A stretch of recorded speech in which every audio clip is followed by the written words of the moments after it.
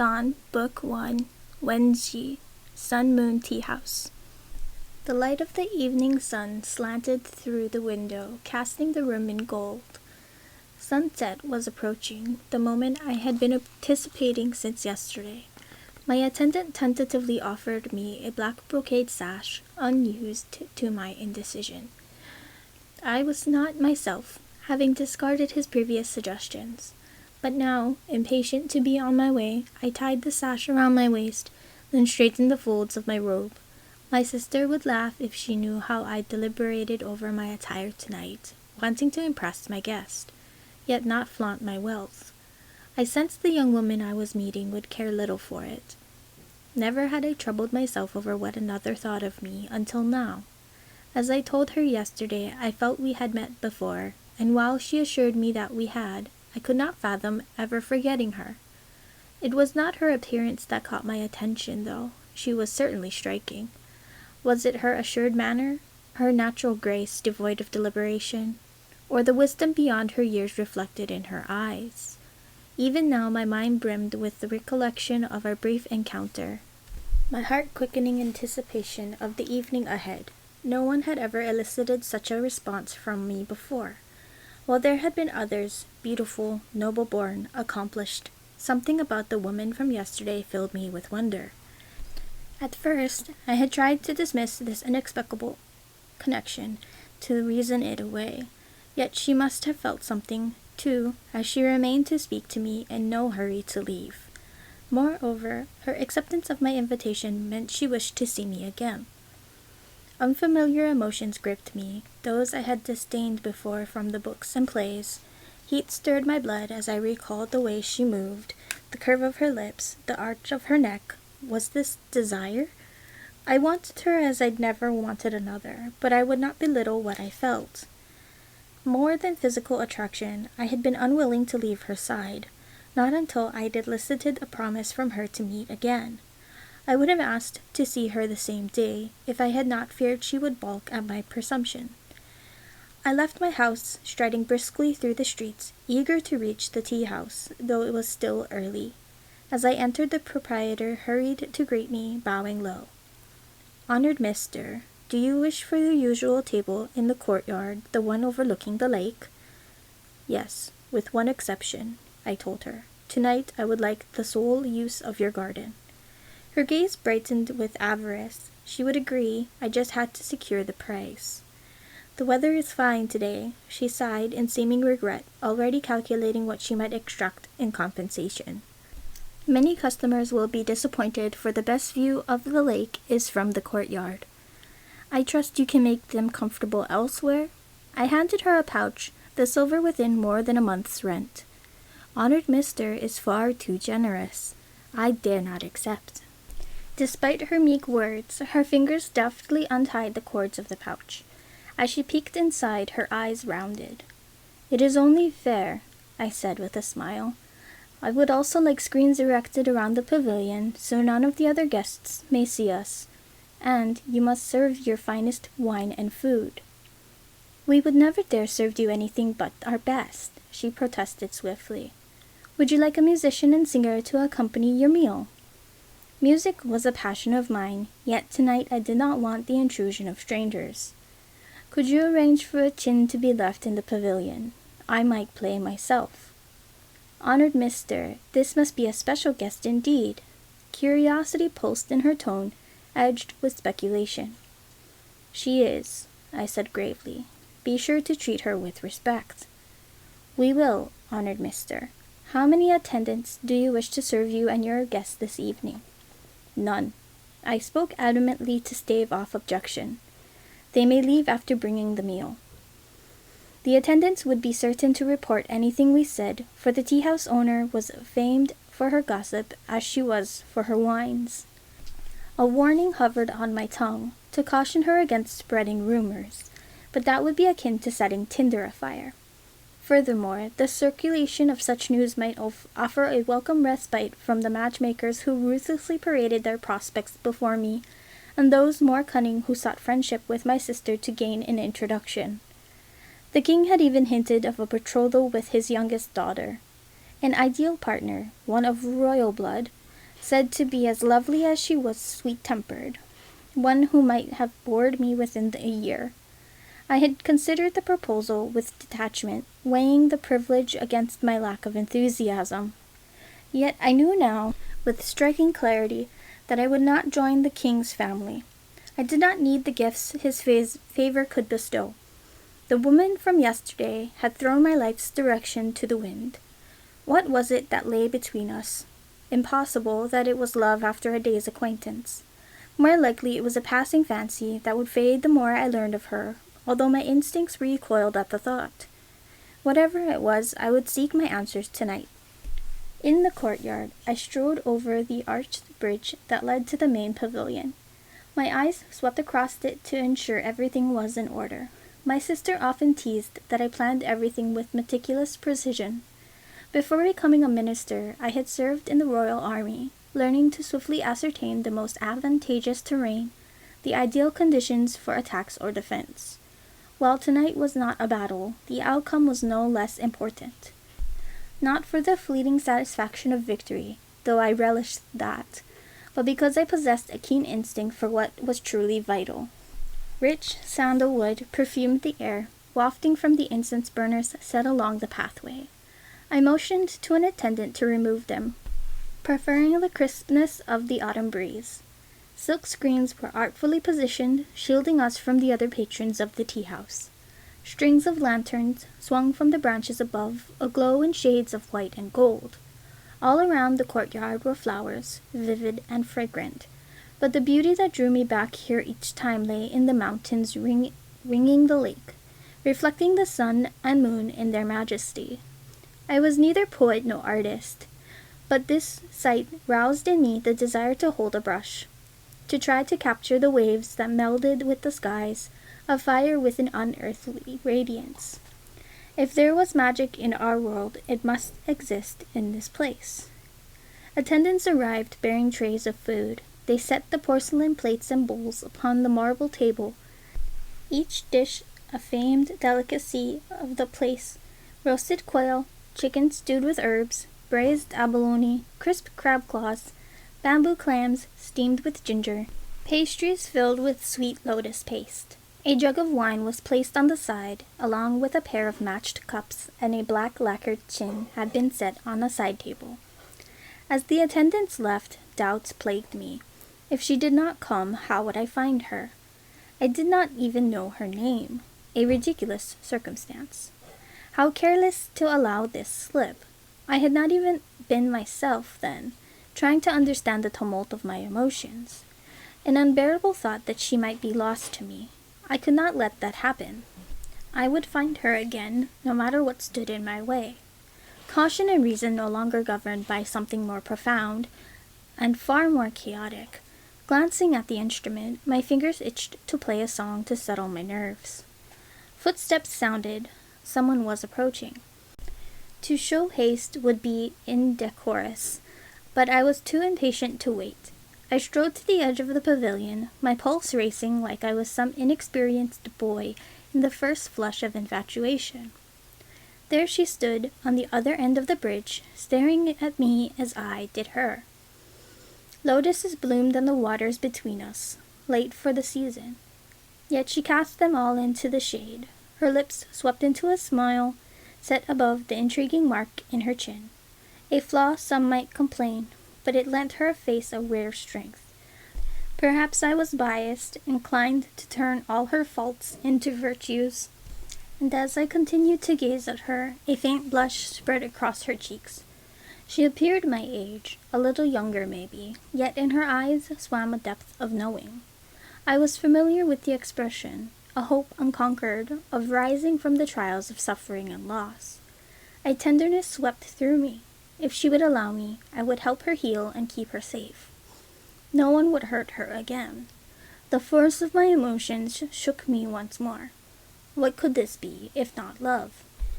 But despite the unfathomable certainty that countered all sense, I would not be rash.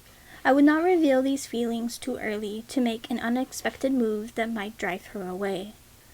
The clouds above were tinted bronze, sunlight deepening to amber. As she came toward me, her robe fluttered in the breeze. Flowers were embroidered upon the skirt of soft colors. It had never noticed such details in another's garments before, nor taken such pleasure in them. Drawing a slow breath, I went to meet her at the top of the bridge, careful to keep a respectful distance, yet as near as propriety would allow. "Thank you for coming." I wanted to say more, to compliment her appearance, but flattery did not come easily to me, perhaps why they called me aloof.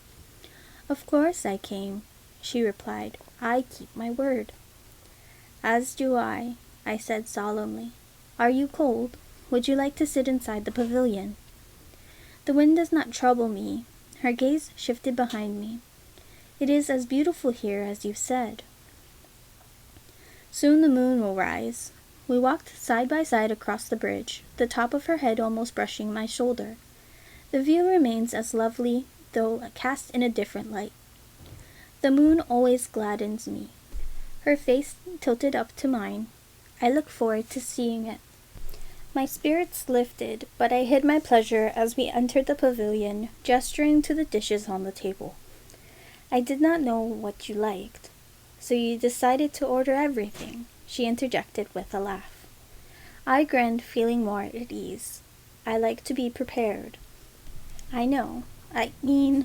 It's evident." Her face fell a moment before she brightened again, an unexpected sheen glazing her eyes. "Are you all right?" I asked gently. "You seem troubled." "Only by the past, but it is the future now that matters." I hesitated, forcing myself to overcome my instinctive reluctance to disagree with her. "The past is embedded in who we are, whether we choose to change or keep our course. Without our history, we are unmarked sheets of paper." She met my gaze with a quiet calm. Few dared to look at me so without shyness or calculation. "What about new beginnings?" "Even those are bound to the past, for they cannot be new without the old. Whatever the past, it should not be ignored, but acknowledged, embraced, accepted. Only once we understand who we were, and what we are now, can we claim our future." "You are right. Let us drink to that," she said fervently, lifting the jug of wine as she filled our cups. "Today's ahead." I drained my cup, as did she. This wine was indeed one of the Teahouse's best, mellow and sweet, while its fragrance was rich and full. Music rippled faintly through the air from the main hall of the Teahouse. As her gaze fell upon the tin here, a strange wistfulness flashed across her face. "Do you play?" I asked. "A little, but I sorely lack practice." "You are welcome to play with me. If you do not have an instrument, I have several in my house." I felt silent, chiding myself for moving too quickly beyond the bounds of courtesy. "My sister will be present," I offered to counter any doubts, though how she would laugh at my clumsiness tonight. "Thank you. I would be glad to accept." She leaned across the table. "Will you tell me of your life here?" To another, I would have been more guarded, yet such concerns fell away in her presence. "My parents were merchants, prosperous at first, but they ran into ill luck and lost their fortune. With their foresight, however, my sister and I were well educated. I passed the king's examination, earning a place in his army, and later, at his court." I spoke lightly of my accomplishments, not wanting to dwell on them, eager to learn more about her. "They called you a minister. What do you do?" she asked. "I offer my advice on matters of state, guiding the king to the best of my abilities.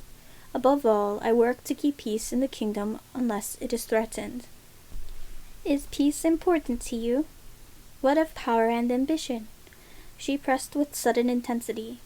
I searched her face. "Do those things matter to you?" "Should they not?" I pondered her question, wanting to answer honestly. "They are important for what they can offer. Freedom, security, respect. Yet everyone has different dreams, and part of life is deciphering what it is." "Tell me about your dreams." I marveled at how skilled she was at drawing the truth from me, even the parts I had never felt compelled to divulge before. "Will you share yours?" I countered. When she nodded, I continued. "My dreams have changed since we met. I said bluntly. Now I want to spend each day as tonight. A smile lit her face, yet she did not speak, her hands trembling as she clasped them on the table. Do my words frighten you? I asked quietly. I don't frighten so easily. I am glad. A sudden lightness filled me, as heady and sweet as the wine we had drunk. I refilled her cup, glad for the distraction. Now it's your turn. Tell me about you, where you're from, your life, your dreams. I want to be happy. It didn't escape my notice that she chose the questions she wanted to answer. For a long time I didn't realize how precious happiness was, always pushing it away in place of greater and more pressing demands. I am learning to savor it, to cherish the feeling. And now? I probed. I'm becoming selfish.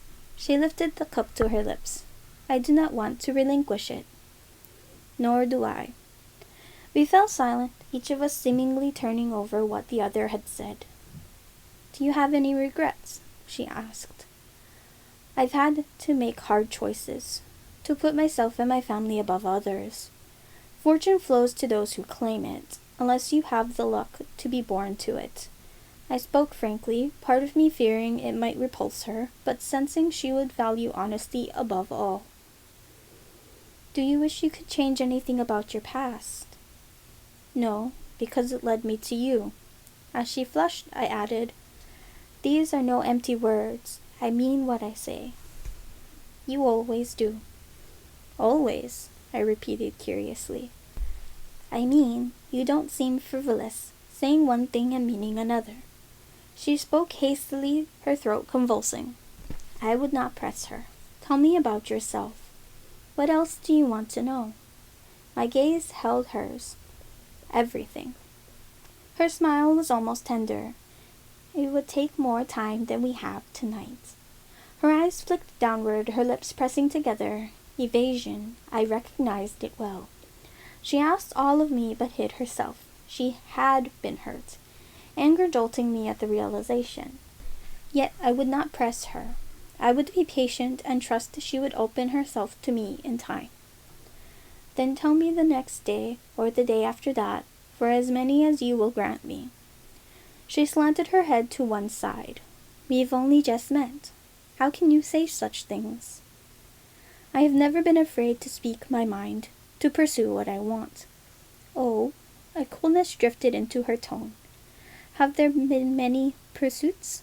Do you enjoy the chase? Did jealousy sharpen her tone? A fierce satisfaction gripped me at the thought. It depends on the prey. My reply was designed to needle her, to read what I could in this unguarded moment. Her eyes flashed as sharp as a blade. I wish you luck, but I'm not interested in any hunt. I'll wager you're far too capable to be anyone's prey, I said with utter sincerity. What am I then? A note of challenge rang out. This seemed almost a game. Each of us unwilling to reveal too much of ourselves, yet daring the other to confess. Though some secrets were better left undisturbed. I do not know yet, I said, except I would not take you for a butterfly or songbird. You are not one to be caged, nor to be another's ornament. Nor will I play games with you, for you are not a prize to be connived or won. Not an ornament, not a prize. She repeated my words as she toyed with the rim of her cup. If this is flattery, you need to improve upon it. Her tone was arch, as though she was now flirting with me. My heart leapt at the possibility. Allow me the chance to practice, and I will not disappoint you. Her eyes crinkled into crescents, as did her lips. How beautiful she looked in this moment, how utterly radiant. What I really think of you, I will not tell you tonight. Did I say this to intrigue her, to entice her to see me again? Or was I trying to understand my own feelings? More likely I was afraid of scaring her, for what I felt unnerved me too. Do you speak this way to everyone? She teased. I thought you guarded when we first met. You did not even smile. I'm no flirt, I assured her. Just as you are not anyone. You barely know me, she protested. Time is not the only measure of familiarity. Indeed, she agreed with feeling. Do you believe in the strings of fate? What else might account for such strange emotions? That the keeper of mortal fates is tying up little figures of us with red thread. She laughed, shaking her head. I frowned. I have not heard of this keeper of mortal fates. I speak in jest. She sounded somber now. I do not believe in another fixing our destinies. I believe we make our own, and some of us might even defy that which is written in the stars. I would move the stars for you, I said quietly as something shifted into place inside me. I would defy them all. She did not mock my declaration or question it, looking up at the sky aglitter with light. Let us leave the stars as they are, for tonight they are where they should be. It was a solemn moment, as if something significant had passed between us, an unspoken promise, binding and eternal. Warmth flared in my chest, a sense of wholeness. Despite all I had achieved, I'd always felt something was lacking from my life. I had never believed in fate or destiny before, but what else might explain this bond, this feeling of rightness in being by her side? For now, for all our days to come, and though I did not know to which god I owed such generosity, I would strive to be worthy of it.